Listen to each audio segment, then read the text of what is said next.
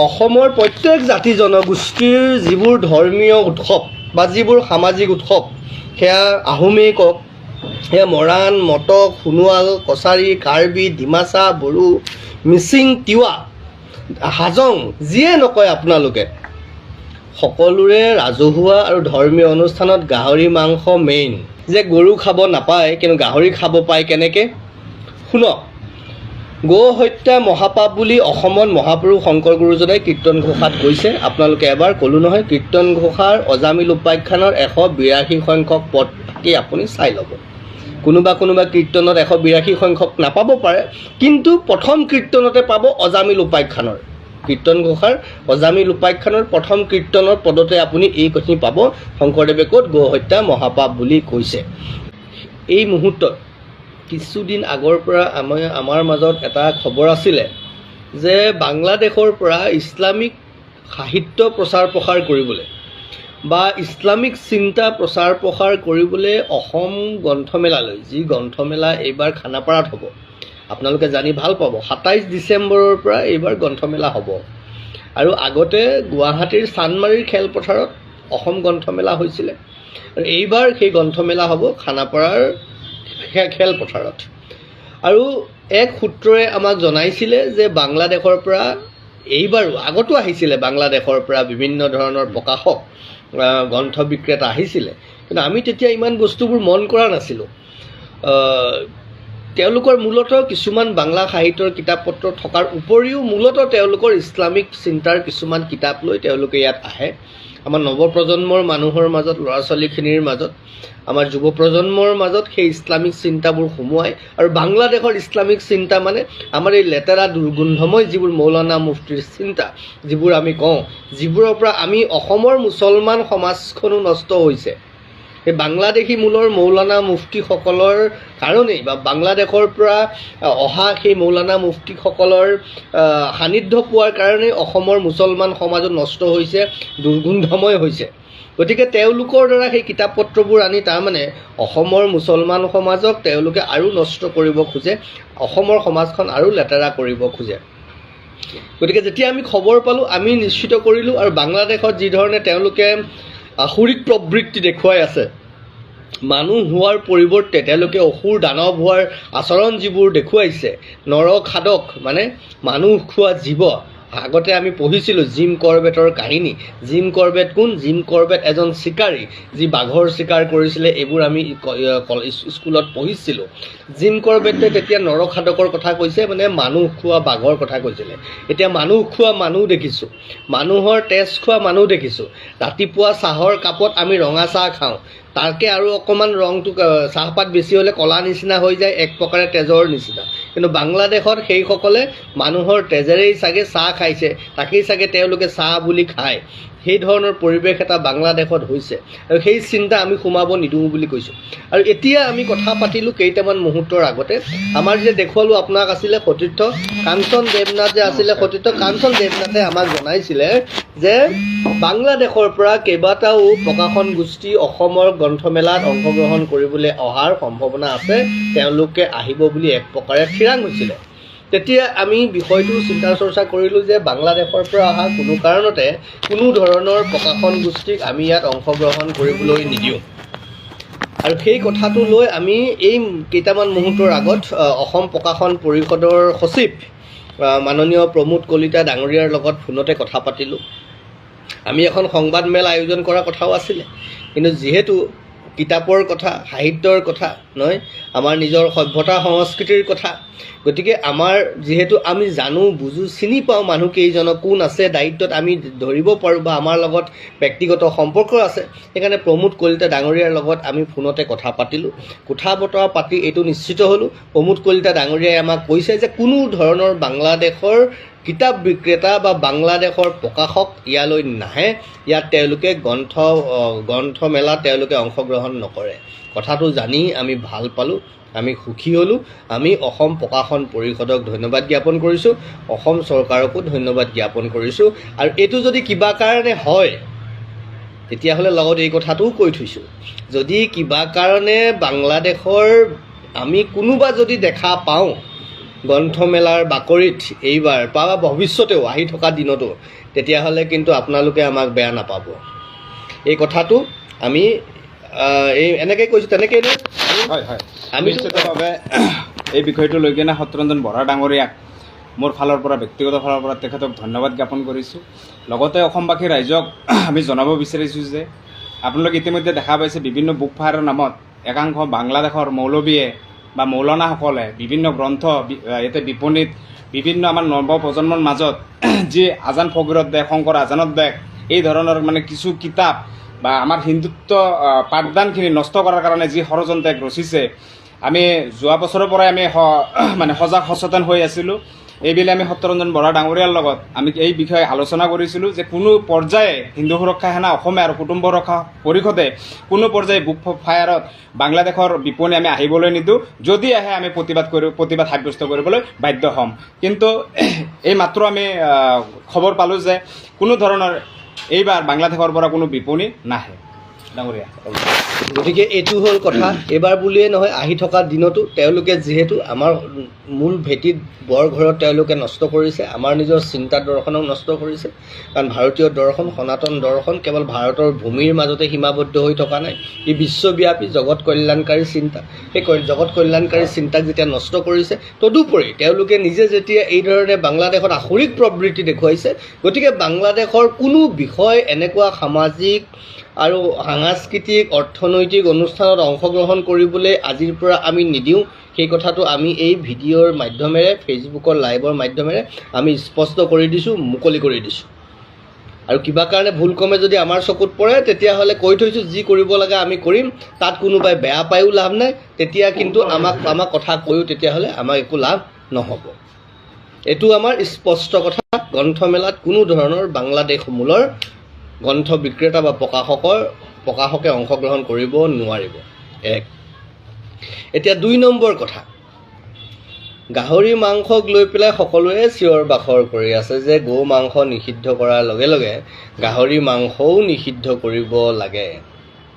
এটা কথা কওঁ, অসমত তাৰমানে অসমত গাহৰি মাংস কোনে নাখায় সেইটো কথা কওক। মুছলমানৰ কথা বাদ দিয়ক অলপ সময়ৰ কাৰণে।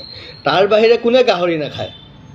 আহোম, মৰাণ, মটক, ডিমাচা, কাৰ্বি, কছাৰী, বড়ো, মিচিং, তিৱা, হাজং, ৰাভা, কোনে নাখায় গাহৰি? কোচ, কলিতা, কোনে গাহৰি নাখায় মোক এবাৰ কওক। এতিয়া এই যিটো জনগোষ্ঠীয় যিটো চিন্তা, অসমৰ যিটো জনগোষ্ঠীয় যিটো জনগাঁথনি, অসমৰ যিটো জনগোষ্ঠীয় পৰম্পৰা, সেই পৰম্পৰাটো 1200 শতিকাৰ পৰা হৈছে নেকি, যেতিয়াৰ পৰা অসমলৈ মুছলমান আহিলে? মানে অসমৰ জনগোষ্ঠীসমূহ, ভূমিপুত্ৰসকল, কাৰ্বি, কছাৰী, নেপালী, দেউৰী, ডিমাচা, মিচিং, তিৱা, মৰাণ, মটক, এওঁলোক গোটেইবিলাক চুতীয়া সম্প্ৰদায়ক আৰম্ভ কৰি চুতীয়া জনগোষ্ঠীৰ পৰা সকলোবিলাক মানে মুছলমানৰ পিছত আহিছে নি অসমলৈ? মুছলমানে ক'লে মানি ল'ম আমি। গাহৰি অসমৰ জাতীয় আহাৰ, জাতীয় খাদ্য বুলি স্বীকৃতি দিব লাগে। অসম চৰকাৰক আমি এইটো আহ্বান কৰিছোঁ। আমি নীতিগতভাৱে অসমৰ বিভিন্ন ঠাইত এই বিষয়টোৰ ওপৰত জনজাগৰণৰ ব্যৱস্থা কৰিম। এতিয়া এই প্ৰসংগত বিভিন্নজনে কৈছে যে আপোনালোকে কোনে কি খাব, কোনে কি নাখাব সেইবোৰ বিষয় লৈ জড়িত হৈ আছে। বন্ধুবৰ, মহাপুৰুষ শংকৰ গুৰুজনাই কীৰ্তন ঘোষাত কৈছে, আমি বাৰম্বাৰ কৈছোঁ যে গো হত্যা মহাপাপ। এবাৰ আপোনালোকে পঢ়ি চাব, যদি নিজকে অসমীয়া বুলি ভাবে, যদি নিজে অসমীয়া স্বাভিমানৰ দ্বাৰা, অসমীয়া জাতীয় সত্তাৰ দ্বাৰা পৰিচালিত বুলি ভাবে, অসমীয়া জাতীয় জীৱনৰ কথা যদি চিন্তা কৰে, অসমীয়াৰ স্বকীয় অসমীয়াত্বৰ কথা যদি চিন্তা কৰে, তেতিয়াহ'লে মহাপুৰুষ শ্ৰীমন্ত শংকৰদেৱৰ সিদ্ধান্ততকৈ আপোনাৰ মোৰ সিদ্ধান্ত বা অন্য যিকোনো সিদ্ধান্ত তাতকৈ বেছি ওপৰৰ হ'ব নোৱাৰে, তাতকৈ বেছি গুৰুত্বপূৰ্ণ হ'ব নোৱাৰে। যি সিদ্ধান্ত মহাপুৰুষ শংকৰ গুৰুজনাই দিছে অসমৰ কাৰণে, অসমীয়াৰ কাৰণে, সনাতনৰ কাৰণে, অসমত বাস কৰা সনাতন বিশ্বাসী প্ৰত্যেকজন ব্যক্তিৰ কাৰণে সেয়াই সেই সিদ্ধান্ত হ'ব লাগিব। সেই সিদ্ধান্ত কি? গৰু তিৰি মাৰে, সুবৰ্ণ কহৰে, মিত্ৰৰ দুহ আচৰে, সংসাৰত যত আনু অসংখ্যাত আছে মহাপাপীগণ। কি বুলি কৈছে? আছে যত মহাপাপীগণ, মানে গৰু তিৰি মাৰে, যিসকলে গৰু হত্যা কৰে, তিৰি মানে মহিলা মাৰে, মহিলাক অত্যাচাৰ কৰে, সুবৰ্ণকহৰে মানে সোণ চুৰ কৰে, মিত্ৰৰ দুহ আচৰে মানে মিত্ৰ বন্ধুভাৱত থাকি শত্ৰুতা কৰে। সংসাৰত এইবোৰক কি বুলি কৈছে শংকৰ গুৰুজনাই? মহাপাপী বুলি কৈছে। এই মহাপাপৰ পৰা মুক্ত হ'ব লাগিবনে নাই? আমি যেতিয়া শংকৰদেৱ গুৰুজনাৰ গুণানুকীৰ্তন কৰোঁ, পুৱা গধূলি নামঘৰত সোমাই শংকৰ গুৰুজনাক আমি পৰম গুৰু বুলি কওঁ, সেই গুৰুজনাৰ সিদ্ধান্তক যদি আমি অমান্য কৰোঁ কাৰোবাৰ কাৰণে, তেতিয়াহ'লে ক'ৰবাত অসমীয়া কিন্তু মূলহীন হৈ পৰিব, অসমীয়া কিন্তু অস্তিত্বহীন হৈ পৰিব। এনেও হৈছেই। অসম যুগ মিয়া বুলি কোনোবাই ডেফিনেশ্যন দিব পৰা হৈ গ'ল। সেই অসমীয়াই যদি অসম যুগ মিয়াকে ডেফিনেশ্যন বুলি ভাবিছে, অখিল গগৈটো কৈয়ে দিছে এক প্ৰকাৰে। তেওঁক মই সুধিবলৈ মন যায় কোনোবা দিনা, চাবলৈও মন যায় কেতিয়াবা, কাৰণ এইটো চাবলৈ আকৌ অশ্লীল লাগিব কথাটো, তথাপিও চাবলৈ মন যায়। শৰীৰৰ অংগটো কাটিলেই নেকি তেওঁ, মোৰ জানিবলৈও মন যায় কি তেওঁৰ আচৰণ দেখি। গতিকে আকৌ ইফালে তেওঁ আহোম হিচাপে গাহৰি মাংসও খায়, তেওঁ নিজে কৈছে। তাৰপৰা আকৌ তেওঁ গো মাংসৰ কথাও কয়। গতিকে কনফিউজত আছে মানুহবোৰ। গতিকে এই গোটেই চিন্তাটো, গোটেই দৰ্শনটো লৈ কৈছোঁ, গাহৰি মাংস অসমৰ কাৰণে জাতীয় আহাৰ হিচাপে স্বীকৃতি দিব লাগে, এয়া আমি ভাবিছোঁ। চাওকচোন আমাৰ আৰু কেইজনমান সতীৰ্থ আহি পাইছে। এয়া কাঞ্চন দেৱনাথৰ লগৰে সতীৰ্থ সকলো আমাৰ আহি পাইছে। ইয়াত মই দেখাই থাকোঁ, নমস্কাৰ এটা দি দিয়ক। নমস্কাৰ। দেখিছে? মানে কওক, গাহৰি মাংস জাতীয় খাদ্য হ'ব লাগে নাই? লাগে বোলে। দেখিছে? গাহৰি মাংস অসমৰ জাতীয় আহাৰ হ'ব লাগে। আৰু এটা কথা কওক, অসমৰ প্ৰত্যেক জাতি জনগোষ্ঠীৰ যিবোৰ ধৰ্মীয় উৎসৱ বা যিবোৰ সামাজিক উৎসৱ, সেয়া আহোমেই কওক, সেয়া মৰাণ, মটক, সোণোৱাল, কছাৰী, কাৰ্বি, ডিমাচা, বড়ো, মিচিং, তিৱা, হাজং, যিয়ে নকয় আপোনালোকে, সকলোৰে ৰাজহুৱা আৰু ধৰ্মীয় অনুষ্ঠানত গাহৰি মাংস মেইন, গাহৰি মেইন, হয়নে? গাহৰি প্ৰত্যেক সামাজিক আৰু ধৰ্মীয় অনুষ্ঠানৰ অলংকাৰ। আজি মুছলমানৰ কাৰণে অসমৰ জনগোষ্ঠীয় সমাজে, জনগোষ্ঠীয় সেইসকল লোকে যাৰ পৰিচয় হৈছে অসম, যাৰ পৰিচয় হৈছে অসম, তেওঁলোকে সেই বস্তু এৰি দিব নেকি? সেই সিদ্ধান্ত আপোনালোকে ল'ব। এতিয়া আকৌ কোনোবাই প্ৰশ্ন কৰে, কেইটামান প্ৰশ্ন উত্তৰ দি পেলাই মই আপোনালোকৰ পৰা বিদায় ল'ম, যে গৰু খাব নাপায় কিন্তু গাহৰি খাব পায় কেনেকৈ? শুনক, গো হত্যা মহাপাপ বুলি অসমত মহাপুৰুষ শংকৰ গুৰুজনাই কীৰ্তন ঘোষাত কৈছে। আপোনালোকে এবাৰ ক'লোঁ নহয়, কীৰ্তন ঘোষাৰ অজামিল উপাখ্যানৰ 182 সংখ্যক পদ থাকি আপুনি চাই ল'ব। কোনোবা কীৰ্তনত 182 সংখ্যক নাপাব পাৰে, কিন্তু প্ৰথম কীৰ্তনতে পাব অজামিল উপাখ্যানৰ। কীৰ্তন ঘোষাৰ অজামিল উপাখ্যানৰ প্ৰথম কীৰ্তনৰ পদতে আপুনি এই কথাখিনি পাব, শংকৰদেৱে ক'ত গো হত্যা মহাপাপ বুলি কৈছে।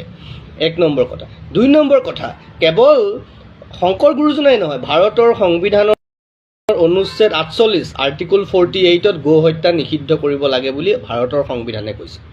আৰ্টিকল 51A ভাৰতীয় সংবিধানৰ, য'ত ভাৰতীয় নাগৰিকৰ মৌলিক অধিকাৰ, মৌলিক দায়িত্বৰ কথা আছে, দায়িত্ব আৰু কৰ্তব্যৰ কথা আছে, তাত অনুচ্ছেদ 51 কৰ 5 নম্বৰ পইণ্টটোত কৈছে যে প্ৰতিগৰাকী ভাৰতীয় নাগৰিকৰ ভাৰতীয় সংস্কৃতি, ভাৰতীয় পৰম্পৰা, ভাৰতীয় ৰীতি নীতি, ভাৰতৰ বৈচিত্ৰ্যময় সাংস্কৃতিক ঐতিহ্যৰ প্ৰতি সন্মান প্ৰদৰ্শন কৰা, প্ৰশংসা কৰা আৰু তাৰ গৰিমা সংৰক্ষণ সম্প্ৰসাৰণ কৰা প্ৰত্যেক ভাৰতীয় নাগৰিকৰ মৌলিক দায়িত্ব বুলি কৈছে। আৰু ভাৰতীয় সভ্যতা সংস্কৃতি, ভাৰতৰ গৰিমা কি?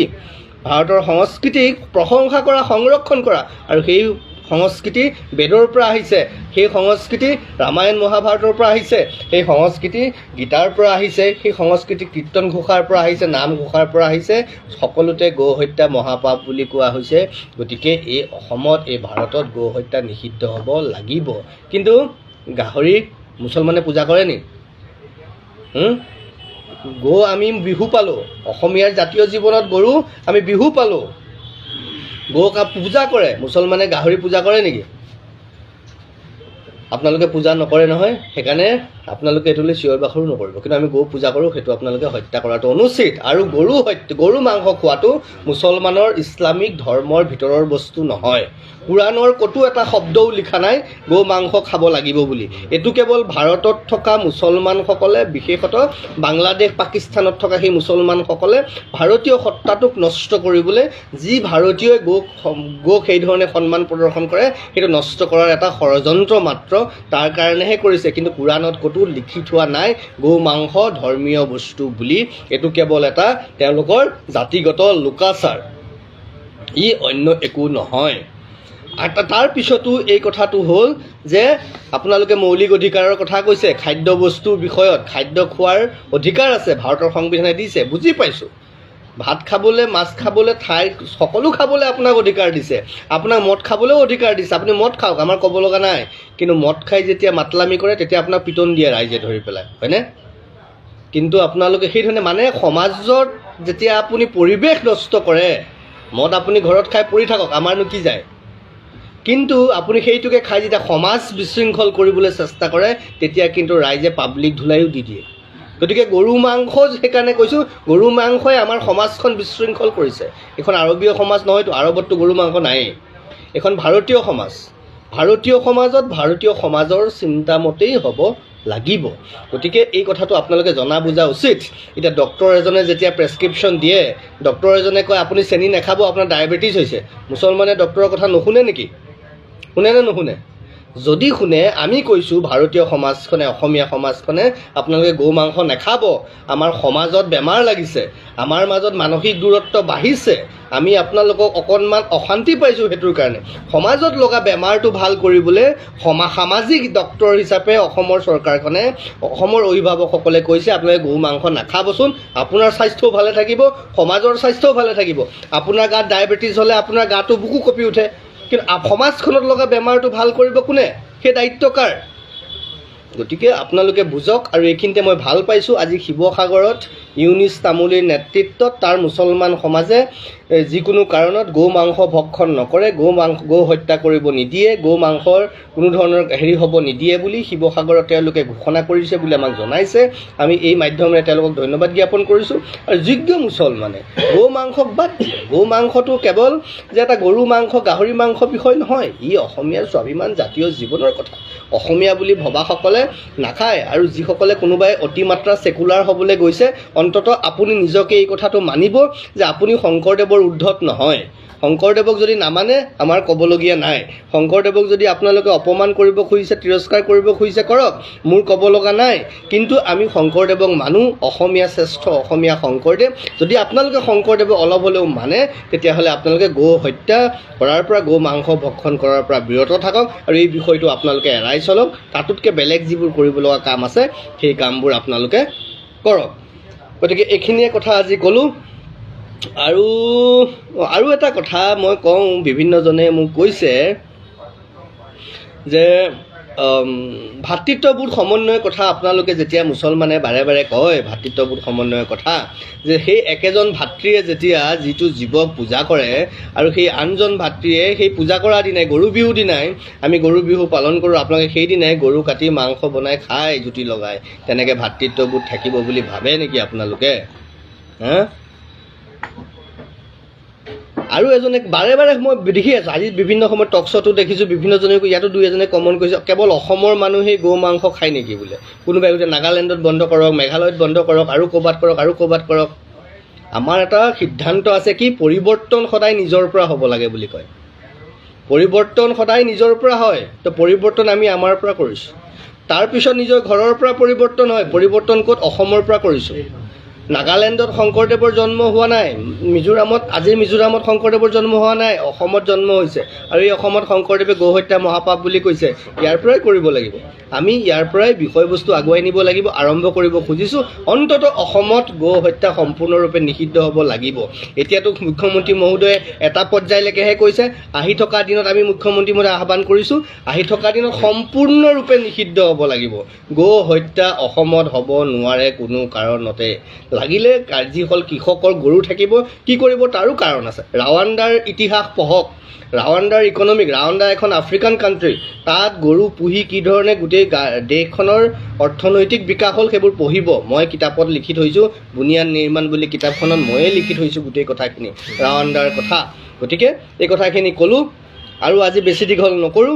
কিবা ফালে আহিছে তেওঁলোকৰ লগতো মই কথা পাতিব লাগিব, বাকী কথা পাতিম। সকলো এৰিছোঁ, নমস্কাৰ, ধন্যবাদ। আৰু গাহৰি জাতীয় খাদ্য হিচাপে অসমৰ ঘোষণা হ'ব।